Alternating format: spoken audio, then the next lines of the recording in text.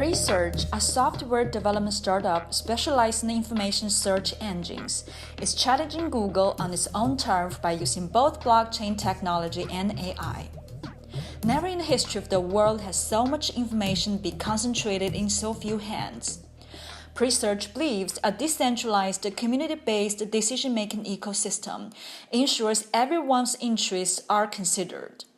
By rewarding members for using, promoting, and contributing to the Presearch platform, the company wants to create a scalable Wikipedia for search to allow members to curate the best content for each inquiry.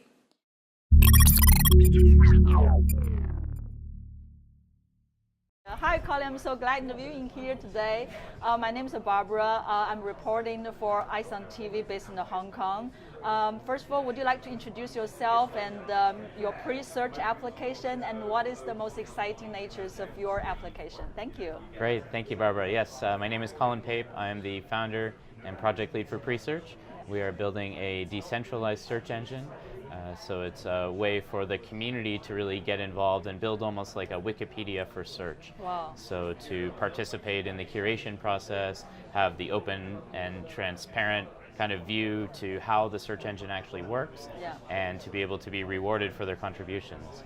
And it's really exciting just because search is such a massive opportunity, and it's really kind of the gateway or the access point to most information on the web. And there's currently really just a handful of companies, and in many countries, one company that is dominating the space. It's a very centralized kind of force. Absolutely. And we see just a different way to do it that really brings the power back to the people. Yeah. So what are those basic features of your blockchain-based Presearch application? Yeah, so at the core, it's really all about choice. So providing users with more active personalization, so rather than kind of the passive personalization that Google's doing where it's just inferring things based on what you do, we're trying to enable people to reach more of their higher best selves. So if they wanted, for instance, to respect a certain diet or support local businesses instead of the big chains and the big box stores, for instance, they could set those different types of preferences. It's actually kind of two things. It's a search engine, but it's also a search tool. And so you can still search Google, you can search other systems, including Baidu, for instance. So it's really very broad choice. It's almost like the Switzerland of search. And as far as the blockchain goes, right now it's primarily based on the reward and incentive side of things. So we're providing people with Presearch tokens to switch their searches over to Presearch. They can earn Presearch tokens when they search. And then it's also the system that powers kind of the advertising and marketing platform. So sponsors can go in, they can purchase tokens, and then they can run their contextual keyword ads similar to the Google model. Yeah. So until now, what are those biggest challenges for you and your team to establish your community based on the blockchain and develop this incentive to support the ecosystem and grow the community? Yeah, there's a lot of excitement right now. There's been a lot of recent news with Cambridge Analytica and some of these other kind of privacy and data ownership type issues. So there's a lot of people who are really passionate about this issue, and that's really part of what we're doing longer term in the vision, is enabling people to control their data, own their data, ensure that it's private, enable them to monetize it if they so choose. And so we've got a lot of people that are participating in the project. We are in an open beta right now.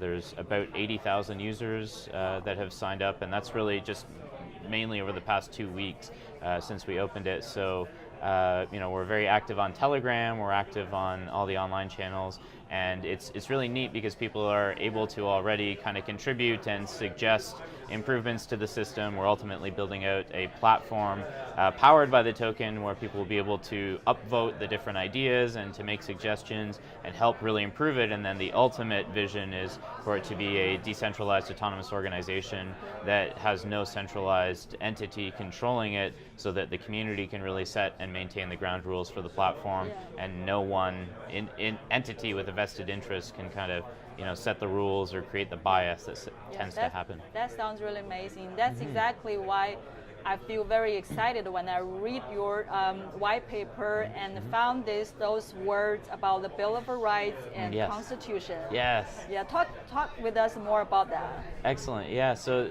it's a work in progress.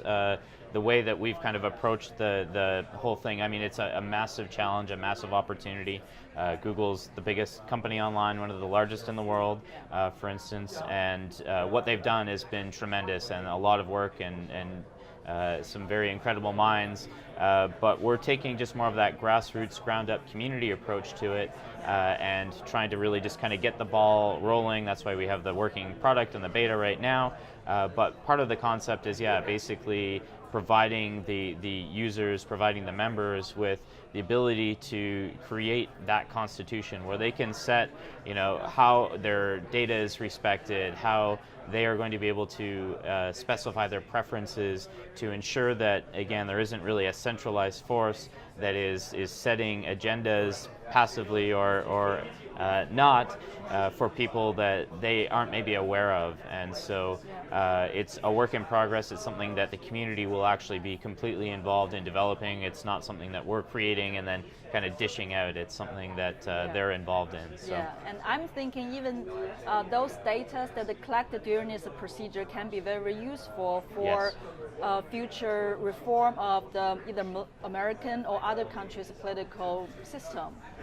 Definitely, yeah. It's an interesting time, and there's certainly, just as people start to organize a little bit differently, it provides them with different opportunities to exert their influence and to be able to support the things that they really are more directly connected to versus sometimes the things that they just passively support, maybe without even their express knowledge or consent. So. Yeah. So going back to community build-up, what is your expectation of market presence in the coming years in the U.S.? Right now we're primarily North American based, although we have community members from all over the world, token purchasers from all over the world, and we've actually created kind of the framework for how we're going to do the DAO structure, which is a community council. And so we have members from a whole bunch of different countries, really representing all the different continents on the planet right now. They obviously have their own unique problems and opportunities, and so we want to ensure that ultimately the platform is localized so that there can be totally local representation. That's very important to us with our background in our other company, shopcity.com, where it's all about supporting local.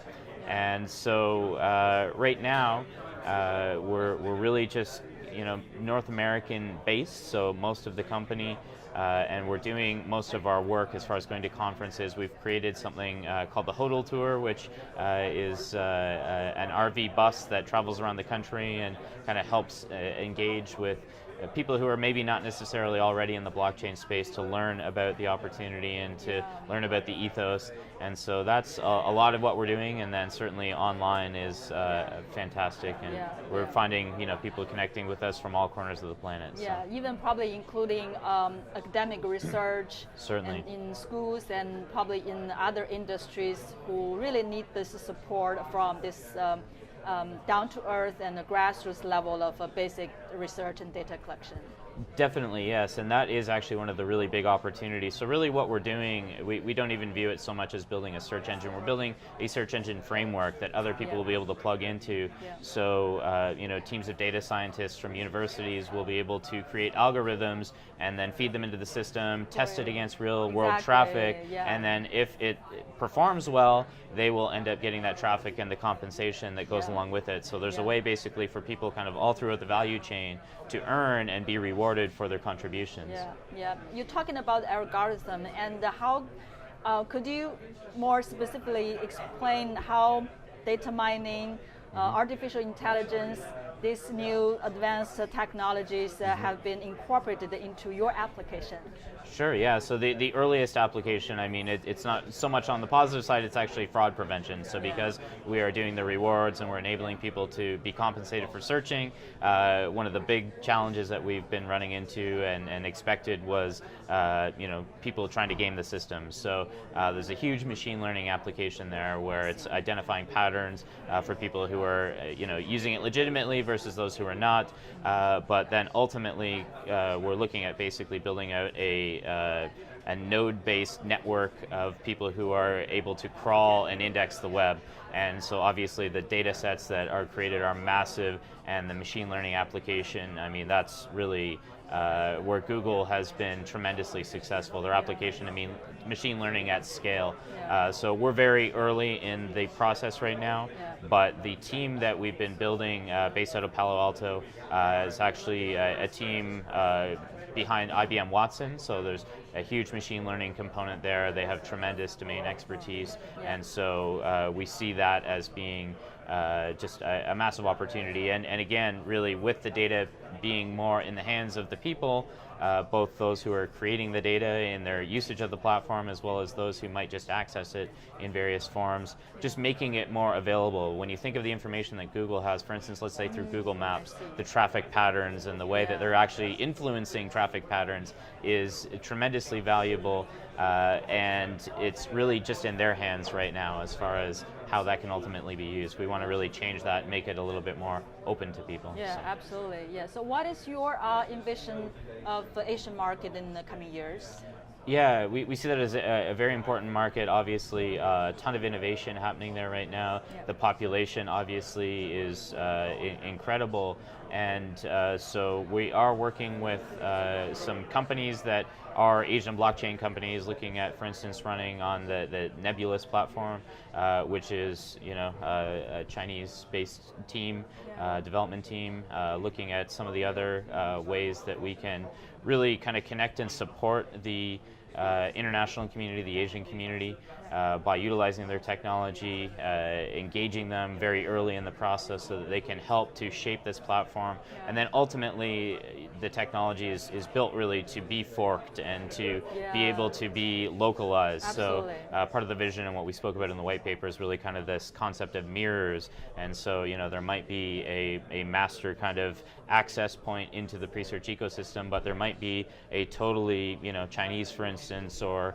a different, Japanese version that is totally enabled to be customized with all the different resources that are available from within those communities.